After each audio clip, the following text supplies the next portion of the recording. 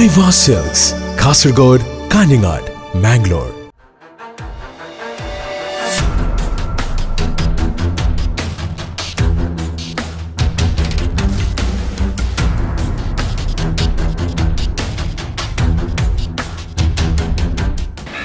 എന്തെങ്കിലും നമുക്ക് അപ്പോൾ അവർ ഇതാക്കാം.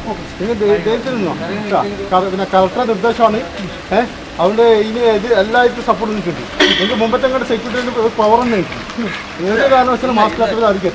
ഇപ്പോൾ രോഗികളായാലും ഗൾഫാറായാലും പറഞ്ഞാൽ അവർ കഷ്ടപ്പെട്ടിട്ട് വരുന്നതാണ്. അപ്പോൾ അവർ നല്ല രീതിയിൽ പെരുമാറി അവർ കാര്യം പറഞ്ഞ് മനസ്സിലാക്കി വെക്കണം. കാരണം നിങ്ങൾ മാസ്ക് ഇല്ലാത്ത തരാൻ പാടില്ല, മാസ്ക് ധരിച്ച് ഇടണം പറഞ്ഞു കാര്യം നല്ല രീതിയിൽ പറഞ്ഞു കൊടുക്കാം. അവർ ഗൾഫും കഷ്ടപ്പെട്ട് വരുന്നവരാണ്. അവർ നമ്മൾ ഇതാക്കണ്ട. അവർ നമ്മളെ ഇതൊന്നുമല്ല, അവർ നമ്മൾ വേണ്ട സഹായം ചെയ്ത് വെക്കാം. പിന്നെ എന്ത് സഹായം നമ്മളുണ്ട് ഏത് സമയത്ത് കേട്ടോ. 100 ലക്ഷം വിളിച്ചാൽ എന്നല്ലേ 100 ലക്ഷം വിളിച്ചാൽ നമ്മൾ ആരാലും എത്തൂല. ജനതാ കർഫ്യൂ ഒരു വമ്പിച്ച വിജയമാണ് ഇവിടെ. കാരണം ഇതുവരെ ഞാൻ ഇപ്പോൾ 30 വർഷം സർവീസായി. 30 വർഷം സർവീസിനുണ്ടെങ്കിൽ ഇതുമാതിരിയുള്ള ഒരു ജനങ്ങളോ വാഹനങ്ങളോ ഒന്നും തന്നെ റൂട്ടിലില്ല. അത്യാവശ്യം ഹോസ്പിറ്റലിലേക്ക് വരുന്നവരെ ചില വാഹനങ്ങൾ മാത്രമേ വരുന്നുള്ളൂ. അപ്പോൾ ഇത് ജനങ്ങൾ ഈ കൊറോണ വൈറസിനെ ഒന്നടങ്കം കക്ഷിഭേദം പിന്നെ രാഷ്ട്രീയ ഭേദം എല്ലാ കുട്ടികളടക്കം ഇതിനെ ഈ കൊറോണ വൈറസിനെ എതിരെ പോരാടാൻ വേണ്ടി തന്നെ തയ്യാറായി ഇപ്പോൾ ഇന്ന് നമുക്ക് ഇത് തെളിയിക്കുന്നത്. കാരണം ഈ ബന്ദ് മാത്രമല്ല, സാധാരണ ബന്ദിനാകുമ്പോൾ അത്യാവശ്യ വാഹനങ്ങളും പിന്നെ അതുപോലെ ജനങ്ങളും സഞ്ചരിക്കാറുണ്ട്.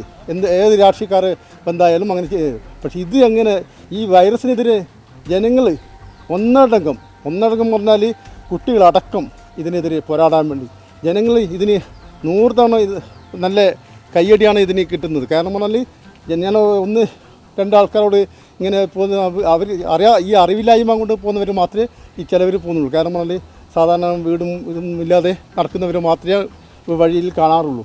ബാക്കി ആരും തന്നെ പിന്നെ ചില അത്യാവശ്യം ഹോസ്പിറ്റലിൽ പോകുന്ന ജനങ്ങളും ഇത്രയേ മാത്രമേ ഞാൻ ഇപ്പോൾ ഇന്ന് കണ്ടുള്ളൂ. കാരണം ഈ വൈറസിനെതിരെ ജനങ്ങൾ ഒന്നടങ്കം ഇനിയും പോരാടണമെന്ന് മാത്രം പറഞ്ഞുകൊണ്ട് നിർത്തുന്നു.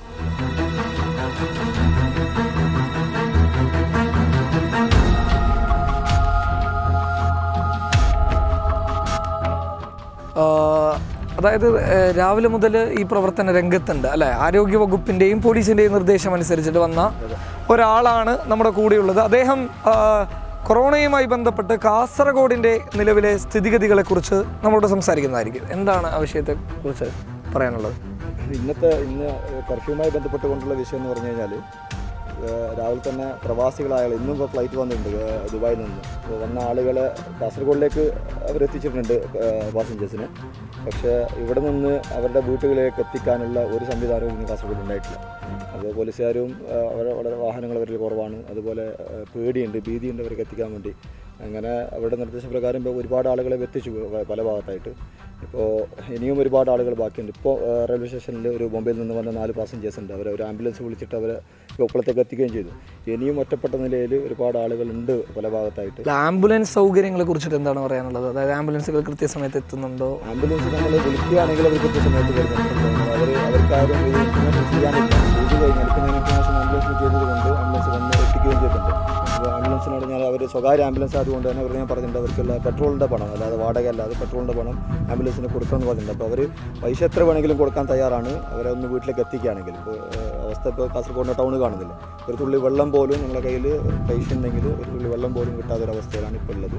പക്ഷേ അവർക്ക് വെള്ളമോ ഭക്ഷണമല്ല വേണ്ടത്. പക്ഷേ വീട്ടിലേക്ക് സേഫായിട്ട് എത്തുക. എന്നിട്ട് വീടുകളിലേക്ക് ഞങ്ങൾ എത്തിച്ച കൂട്ടർക്ക് ആ വീട്ടുകാർക്ക് നല്ല നിലക്കുള്ള നിർദ്ദേശം കൊടുത്തിട്ടുണ്ട്. അവരെ ഒറ്റയ്ക്ക് താമസിപ്പിക്കണമെന്നും നിങ്ങളുമായിട്ട് കുട്ടികളുമായി ഭാര്യയുമായി അതുപോലെ മാതാക്കന്മാരുമായി ആരുമായി സമ്പർക്കം പാടില്ല എന്നുള്ള നിർദ്ദേശങ്ങളൊക്കെ അവർക്ക് കൊടുത്തിട്ടുണ്ട്.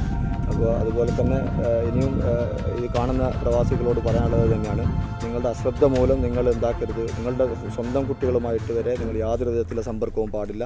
ആരോഗ്യ മന്ത്രാലയം എന്താണോ പറയുന്നത് അതനുസരിക്കാൻ വേണ്ടി തയ്യാറാവുക.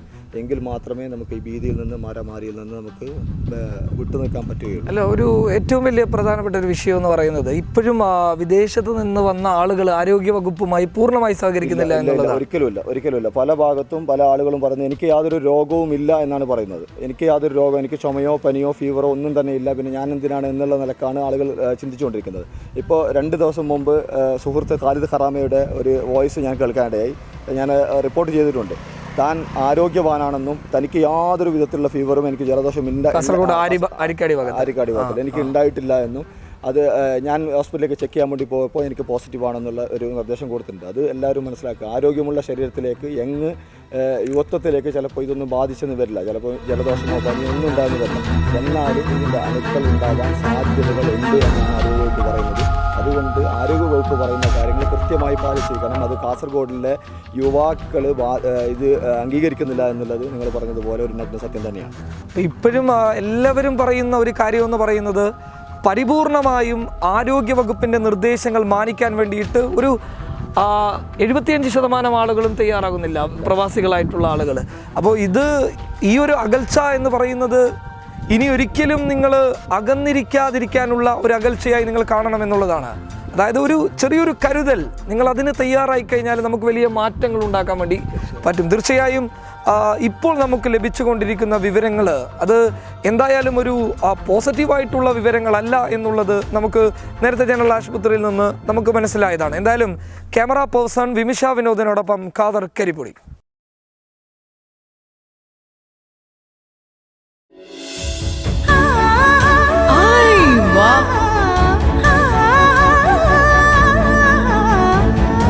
ഐവ സിൽക്സ്, കാസർഗോഡ്, കാഞ്ഞങ്ങാട്, മാംഗ്ലൂർ.